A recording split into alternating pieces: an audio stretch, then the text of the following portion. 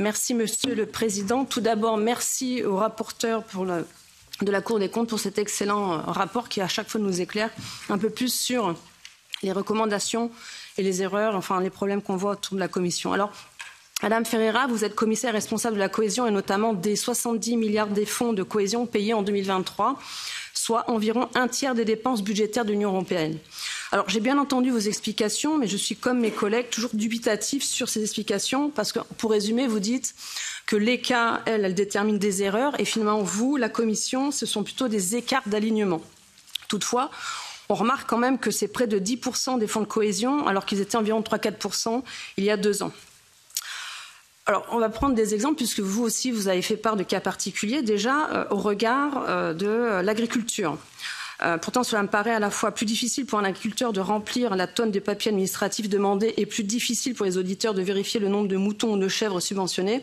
Or, le pourcentage d'erreurs frauduleuses ou non est beaucoup plus faible dans les subventions agricoles, seulement 2% d'erreurs.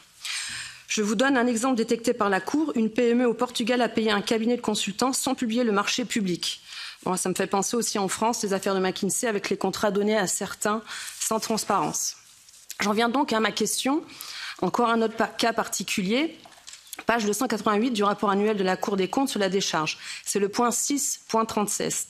Les auditeurs déclarent, je cite, « mis en évidence un cas concernant la contribution à la mise au point infructueuse de vaccins contre la Covid-19.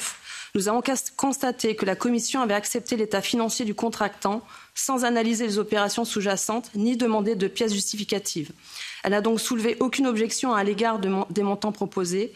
Nous avons remarqué que sur le montant des engagements pris par le contractant, au moins 19,6 millions d'euros n'avaient pas été dépensés. » Alors j'imagine que vous aussi, vous avez lu le rapport. Expliquez-nous, c'est quoi cette histoire de 20 millions? Moi, ça me fait penser aussi à ce cas de CureVac qui a été privilégié durant la crise Covid par Mme van der Leyen. On le sait, c'est un cadeau à plus de 80 millions d'euros. Je vous remercie.